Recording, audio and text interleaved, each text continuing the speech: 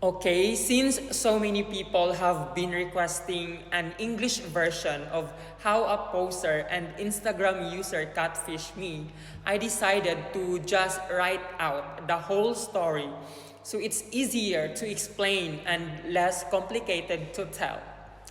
Last Friday, November 14, 2025, around 8:50 p.m., I posted a Stitch video for fun on TikTok, and I also shared it on Instagram and all my other social media platforms. Then I received a message request, and when I opened it, I checked his Instagram profile before replying. I saw on his wall his full name, an English version of his Thai name, and I also saw that he could speak multiple languages like Filipino, English, Thai, Japanese, Korean, and Indonesian.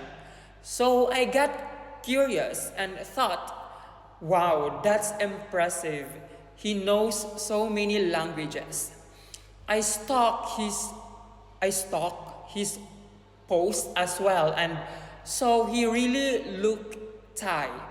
I felt stupid later on because I didn't know he was supposedly a Thai BL actor. I mean the profile picture and all his posts.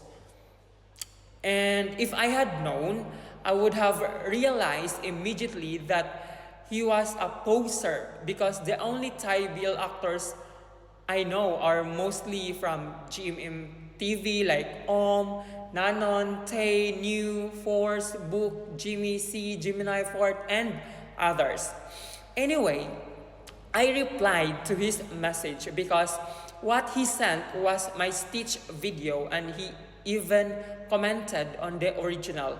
I asked him if he could speak Tagalog or Filipino, and he said, "Yes, I am a polyglot." In our conversation, I said, "Wow, really? Let's speak Tagalog then." And yes, he answered everything correctly. We exchanged voice messages in Tagalog.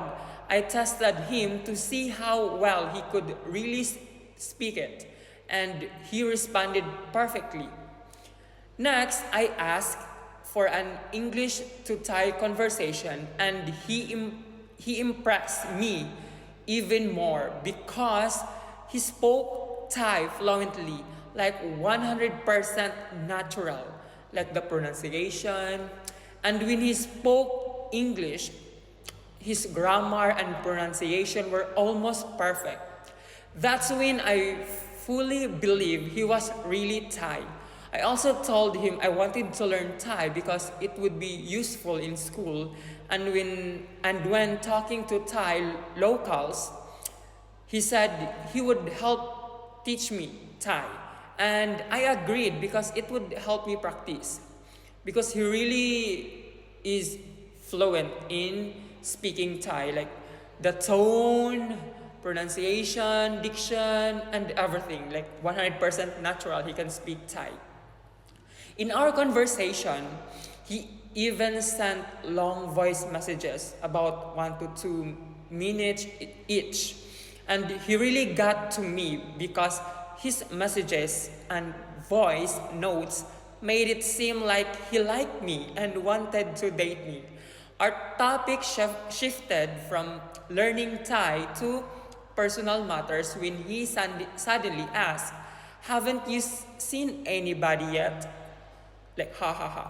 I said, "Maybe in 2030." And he replied, "I'm in Jupiter at the moment, finishing my first year in college." I said, "Just refer to me your acquaintances instead. It's better if you already know the person." And he replied, "Well, I totally agree with that. It's better to know someone deeply first." I asked him, "How's your love life?" And he said, "A lot of people are reaching out from different nationalities, but I'm not really interested." After that, his messages began to imply that he was interested in me because he told me, "If you're still single in 2030, I will date you, teacher." He asked about my type and I joke, type A or type B. Then he said he didn't mean blood type, but of course I knew exactly what he meant. So I told him my ideal type is someone who loves me for who I am and treats me with respect. While we were chatting, he suddenly posted a picture with the caption, "There's somebody who's making me smile." I asked him, but you already like someone, right? I just saw your post, and he replied, "You're the only one I'm chatting with on Instagram." I said that because I'm laughing and smiling a lot while talking to you. I asked him if he was really serious about me or just joking, and he said he was serious. And since he was extremely handsome, fair-skinned, high-nose bridge, smooth-faced with no blemishes, I couldn't help but fall for him. Like, as you can see in the photos, profile pictures, on his posts on Instagram, like anyone would with that kind of face. He was what you call face never declines. And yes, I like him too. I asked if he was okay with our age gap because he told me he was 22 and I'm 26. He replied, "But anyway, in general, age is just a number. Despite the age difference, the most important thing is the understanding between the two. As you said, someone who can love and accept who you are." When I read that, my heart melted. I can't even explain it. I didn't video call him or request a FaceTime because we were already exchanging voice messages, and I thought it would be embarrassing to ask for a video call so soon. I didn't want him to think I was aggressive or too obvious about liking him. So I acted like a dalagang Filipina first. Like, dalagang Filipina, yeah. We ended our conversation around 1 a.m. The next morning, Saturday, November 15, 2025, I woke up around 8:30 a.m. and saw he messaged me. "Morning, Cap, teacher. How was your sleep, Cap?" I replied, "Morning, Crab," because I had just gotten out of bed to use that toilet.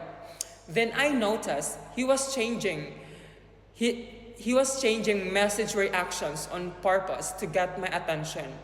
I replied, "Ha ha ha, you miss me?" And he said, "Why laughing, teacher? Maybe your morning is good, isn't it?" Then I replied, "It's you purposely changing the message reaction." I asked, "Are you free this coming 28, 29, and 30? If you're free, let's spend time together." And he said, "Sadly, my diet crap. I'm not in Thailand." Then I asked, "Huh? Where are you right now?" He said he was in Detroit, in America. That's when I started doubting him. I had a feeling and something was wrong because I saw on his Instagram that he celebrated Loy Krathong in Thailand. Loy Krathong this year was on November 5 to 6. So I decided to ask questions to catch him if he was lying. I asked, "When did you go to America? What are you doing there right now?" He said he went there last year and was studying in America. I asked, "And you never went back to Thailand since then?" He said yes. And I told him, "I think you've been lying to me this whole time. Loy Krathong was on November 5th to 6th. And he replied, "That photo was taken last year and was just a repost." That's when I knew he was lying the entire time. So I immediately called him through a video call, but he refused to answer. He said he was eating, but honestly, even if you're eating, if you're truly interested in someone, you wouldn't mind answering a video call. I confronted him and told him to answer because I wanted to know if he was real or fake. Then he finally admitted that he wasn't the person in the photos and that he was a poser. That's why everything felt too good to be true. I woke up to the reality that everything was just too good to be true. I never thought I would be fooled again. I learned that you should always make sure a person is real in every possible way because you never know, you might be getting deceived. Before you realize it, you get carried away and controlled by their plans. And in the end, you end up looking stupid, foolish, and delusional. So I confronted him, expressed my anger, cursed him, and told him to stop this nonsense and stop fooling others because karma might get him. So that's everything. He tricked and played me. I was dope. I was led on. I was catfish. I also learned that next time, if someone messages me like this, it's better to video call or FaceTime right away to confirm whether they're real or a poser.